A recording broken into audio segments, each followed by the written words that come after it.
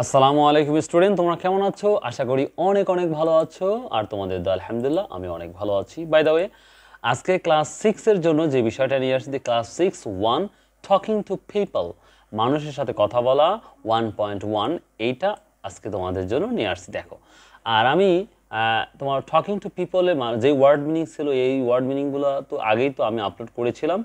তো আজকে আমি বলেছিলাম যে ক্লাস 6 টকিং টু পিপল 1.1 আজকে আলোচনা করব। এটা খুবই ইজি এবং খুবই সহজ, যা ক্লাস 6-এর বাচ্চাদের জন্য একেবারে ইজি। আমি খুব বড় করি নাই। আর পরবর্তী ভিডিও তোমাদের জন্য করব ক্লাস 6 টকিং টু পিপল 1.2।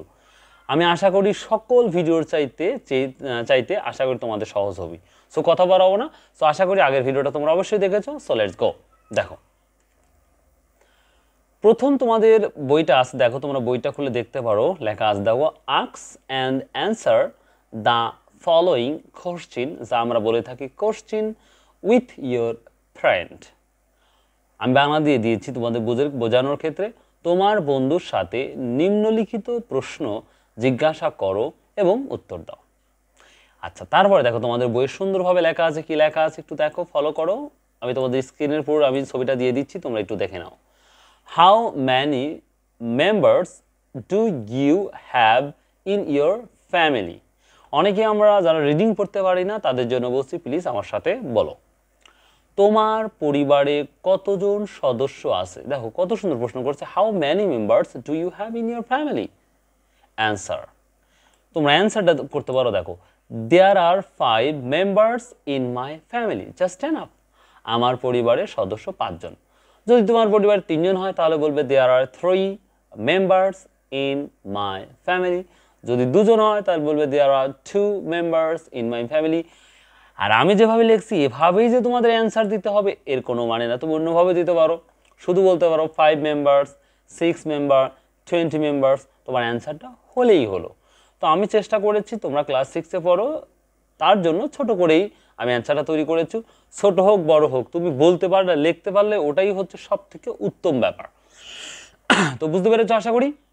তো যে কেউ যদি তোমাকে প্রশ্ন করে how many members do you have in your family, তাহলে তুমি বলতে পারো there are 5 members in my family, there are 6 member in my family, just. এর পরের প্রশ্নটা তোমাদের দেখো কি আছে, তোমরা দেখতে পারো। লেখা আছে describe your relationships with them. Describe মানে বর্ণনা করো। ডেসক্রাইব মানে কি? বর্ণনা করো। মেবি এই সামনে যে ওয়ার্ড মিনিংগুলো দিয়েছিলাম, এই ওয়ার্ড মিনিংগুলো মেমোরাইজ করার পরে, আফটার মেমোরাইজ, মুখস্থ করার পরে কিন্তু তোমরা এটা পড়বা, তাহলে তোমাদের বেশি মনে থাকবে। তো যাই হোক, describe your relationships with them, তাদের সাথে তোমার সম্পর্ক বর্ণনা করো। মানে তাদের সাথে সম্পর্কটা কি তোমাদের, মানে পরিবারের যে যতগুলা 5 জন বা 7 জন আছে, ঠিক আছে ভালো, তাদের সাথে সম্পর্কটা কি। দেখো আমি কত সুন্দর করে অ্যান্সারটা দিয়েছি, একবারে তোমরা একবার পড়লেই তোমাদের মেমোরাইজ হয়ে যাবে, মুখস্থ হয়ে যাবে, এবং সেটা বারবার বন্ধুর সাথে কি ডিসকাস করতে পারবা। চলে দেখো, মাই রিলেশনশিপ উইথ দেম, আমার সম্পর্ক তাদের সাথে নাইস, ভেরি গুড। আমরা এটা সহজভাবে বলতে পারি। হ্যাঁ দেখো, আমি ছোট্ট একটা সেন্টেন্স মেক করেছি। কি বলতে পারি দেখো, মাই রিলেশন উইথ দেম নাইস, অথবা বলতে পারি ভেরি গুড, জাস্ট এনাফ। হ্যাঁ, এরপরে যদি তুমি আরও কিছু যোগ দিতে পারো, নো প্রবলেম, যোগ দিতে পারো। যেমন I M a younger son in my family, এভাবে তুমি আরও কিছু কি প্লাস করতে পারো। বাট আমরা তো অত বড় হই নাই যে আমরা পারবো, এই জন্যই তোমাদের ছোট্ট করে দিয়েছি যেন খুব সহজেই মেমোরাইজ করতে পারো। তো তাদের সাথে আমার সম্পর্ক সুন্দর বা খুব ভালো, জাস্ট এনাফ। এবার আমরা আসি সব থেকে বড় একটু আছে, এটা দেখো বলছে ডু ইউ, কি বলছে দেখো, do you talk to your parents, যা আমরা বলে থাকি parents, in the same way as you talk, বা বলে থাকি talk to your grandparents, বা আমরা বলে থাকি গ্র্যান্ড প্যারেন্টস। তুমি কি তোমার পিতামাতার সাথে একইভাবে কথা বলো যেমন তুমি তোমার দাদা দাদির সাথে কথা বলো বা বলেন?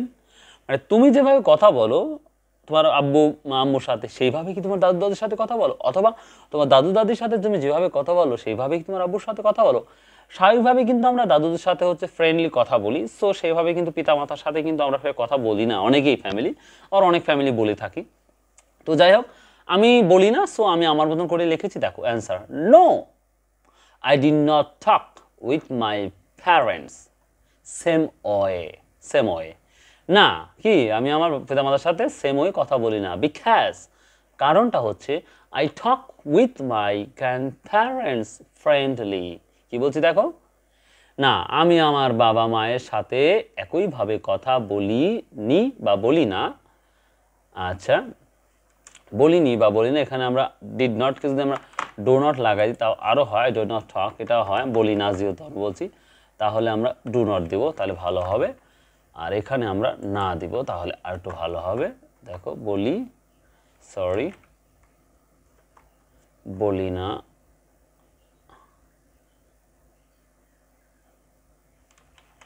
একটু ওয়েট করতে হবে, এখানে আমাদের লেখার একটু সমস্যা হচ্ছে, একটু ওয়েট করো তোমরা।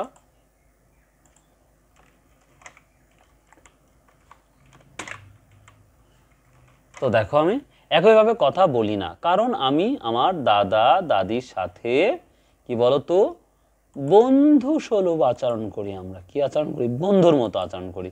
দেখো দাদার সাথে বন্ধুত্বপূর্ণ কথা বলি বা আচরণ করি। তো স্টুডেন্ট, আশা করি আমার এই ছোট্ট একটি ভিডিওর মাধ্যমে তোমরা বুঝতে পেরেছো।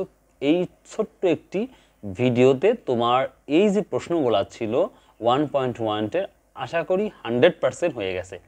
তো এখন তুমি যখন এটা আমার ভিডিওটা দেখেছো বা দেখার পরে তুমি চেষ্টা করতেছো, আলহামদুলিল্লাহ, এটাকে বারবার প্র্যাকটিস করতে হবে। এবং তোমার বন্ধু আর স্কুলে যাওয়ার পর তুমি আরেকটা বন্ধুর সাথে এই বিষয় নিয়ে আলোচনা করবে বারবার, তাহলে কখনো ভুলবে না। আর যদি মনে করো না আমি এটা দেখলাম এখন মুখস্থ করলাম এখন আমি খাতায় লিখে নিব, না, আসলে তোমাদের কারিকুলাম এটা করে নাই, কিন্তু এখানে তোমাদের মেমোরাইজ করতে হবে এবং বারবার প্র্যাকটিস করতে হবে, then you will improve your life, তাহলে তুমি উন্নতি করতে পারবে। আর যদি আগের মুখতেই মুখস্থ করো তাহলে এটা কোনো দরকার নাই। আর যদি না পারো তাহলে যেভাবে সেভাবে হোক মুখস্থ করে নাও। তো স্টুডেন্ট, যদি ভিডিওটা ভালো লাগে অবশ্যই সাবস্ক্রাইব, শেয়ার অ্যান্ড কমেন্ট। আর যদি ভালো না লাগে নো প্রবলেম, দেখতে থাকো, কোনো এক সময় ইনশাল্লাহ ভালো লেগে যাবে। বাই, আল্লাহ হাফেজ, ভালো থাকো, সুস্থ থাকো, আসসালামু আলাইকুম ওয়া রাহমাতুল্লাহ।